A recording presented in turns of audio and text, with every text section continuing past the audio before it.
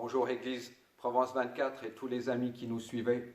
Merci beaucoup pour vos petits messages d'envoi, d'encouragement, d'unité, ça nous fait beaucoup de bien. Et je sais aussi que plusieurs personnes sont en train de prendre des nouvelles des uns et des autres. Et c'est un travail tellement important dans les circonstances que nous vivons. Nous n'avons plus l'occasion de nous rencontrer ici le dimanche matin, mais j'aimerais beaucoup vous encourager à prendre votre téléphone et prenez soin des uns des autres, prenez des nouvelles des uns et des autres. C'est de cette manière que nous allons pouvoir vraiment vivre ces temps ensemble. On a déjà vécu ici à Lausanne l'incendie entre 2009 et 2012 et en tant qu'Église, nous avons réussi à traverser ces moments qui ont été vraiment difficiles. Et je sais que Dieu est avec nous dans tout ce que nous allons vivre dans ces moments-là. J'aimerais vous lancer 3 sujets de prière que j'ai à cœur. Premièrement, de pouvoir prier pour vos autorités, les dirigeants de tous les pays dans lesquels vous habitez. Ce sont des décisions importantes auxquelles ils doivent faire face et on doit en tant que chrétiens les soutenir dans la prière.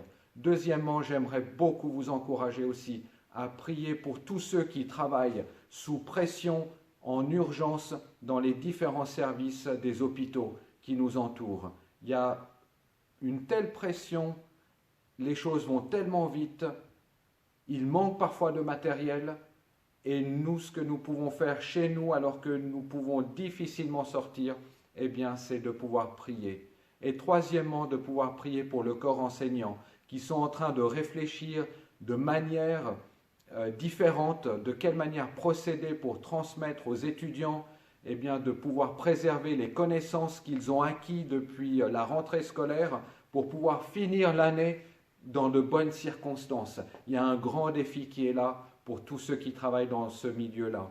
Mais aussi de pouvoir prier pour les familles eh bien, qui ont les enfants à la maison. C'est une nouvelle restructuration, c'est faire du homeschooling.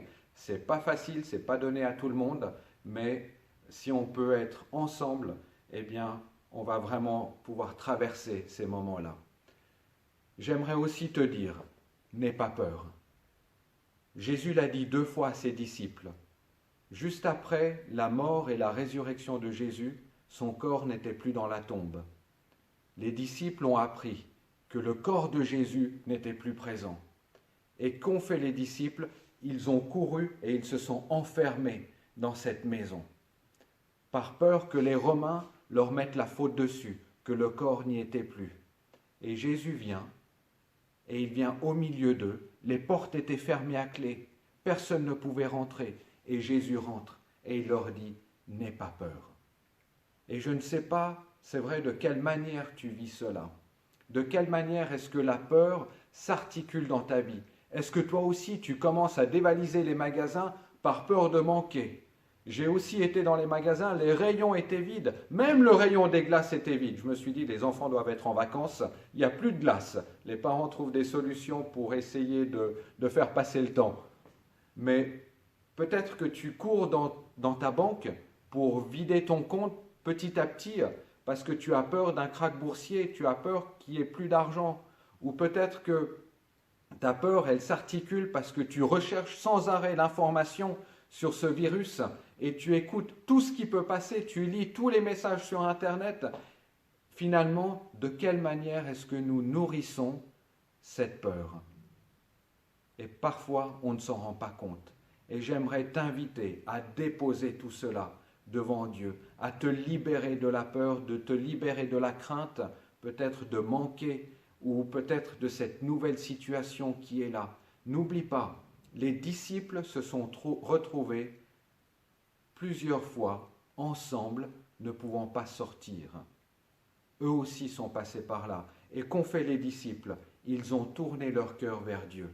Ils ont commencé à prier. Ils ont commencé à intercéder. Ils ont commencé à rechercher la face de Dieu. Ne consomme pas la foi. Ne consomme pas, ne deviens pas consommateur de quelque chose, mais peut-être utilise ce qu'on est en train de vivre pour t'enraciner, peut-être pour la première fois en Dieu.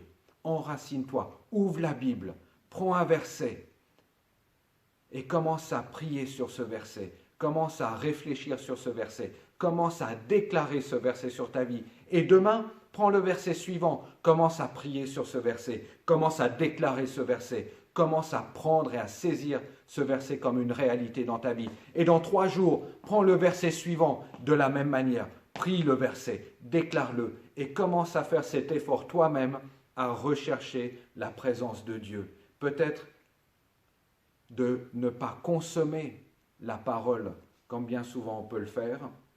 Si la consommation, elle t'amène à être libre de toi-même et aller plus loin avec Dieu, alors c'est une bonne chose. Mais si la consommation, eh bien, elle t'amène à être dépendant d'un système où tu ne vas pas puiser par toi-même la parole de Dieu, alors tu ne vis que les choses en surface.